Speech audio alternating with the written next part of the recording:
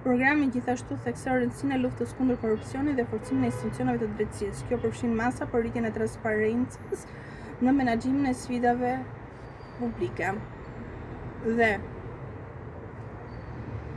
përmirësimin e kontrollit mbi veprimtarinë e zyrtarëve shtetëror. Në këtë mënyrë pritshmëritë janë qytetarët ndjejnë një ndryshim konkret në jetën e përditshme dhe rritjen e besimit tek institucionet. Ekonomistët dhe analistët politikë vënë në dukje se zbatimi i suksesshëm i programit mund të ndikojë pozitivisht në stabilitetin politik dhe ekonomik të vendit. Nga ana tjetër, mos realizimi i projekteve të premtuara mund të shkaktojë pakënaqësi